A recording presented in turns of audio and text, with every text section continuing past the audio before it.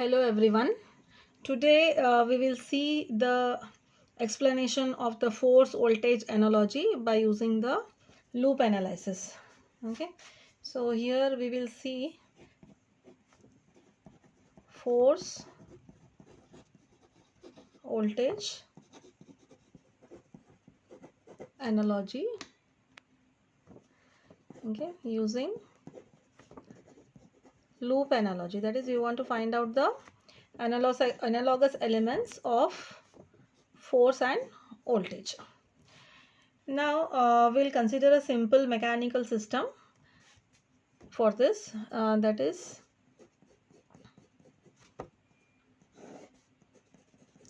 here this is the rigid surface. We have a mass m, and to this we are connecting a spring K. Okay, this is capital K, and also it has some friction with the rigid surface, and we are applying a force F of t to the mass m, because of which there will be a displacement of x of t.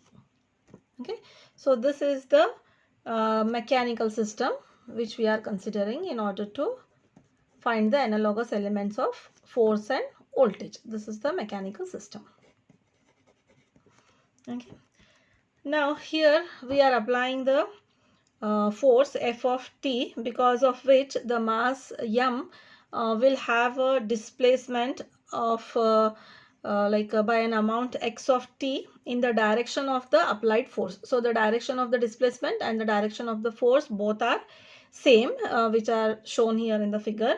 Now, according to the Newton's laws of motion, the applied force will cause what? It will cause a displacement x of t in the spring, okay, and acceleration to mass m against the frictional force having the frictional constant as b. So this is the dashpot and it is represented by b.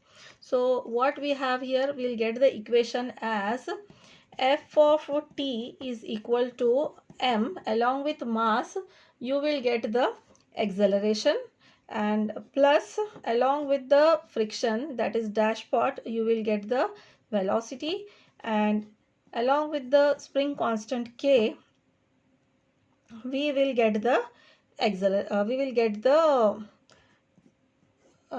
displacement.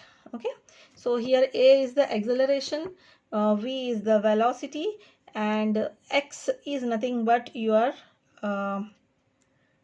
this is your displacement. Okay, now we will write this as f of t is equal to m into acceleration is nothing but the double differentiation of your displacement. So we can write it as d square x of t by dt square plus b into dx by dt plus k into x of t. Okay, now we will write the Laplace of this. F of t can be written as f of s. Laplace of f of t is f of s. This mass remains as it is m. D square x of t by dt square can be written as s square into x of s plus b into dx by dt is s into x of s plus k into x of s. So this is the equilibrium equation of the given system, okay, of the system. That is, this is the equilibrium equation. Okay, then so now what we want to find out the analogous elements of force and voltage. So here for force and voltage analogy, we will draw an electrical system for this.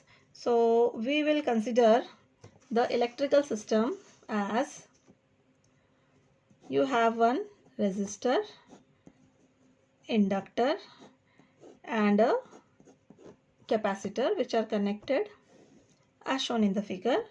So here you are applying a voltage V of t, resistor is R, inductor is L, and you have capacitor C, and the current, it is represented by I of t, that is nothing but your output.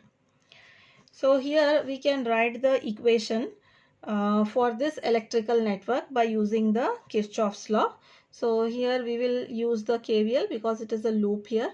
So we can write it as V of t is equal to I of t into R. Okay, V is equal to I into R. Then plus L into di of t by dt plus 1 by c integration of 1 by t 1 I of t dt.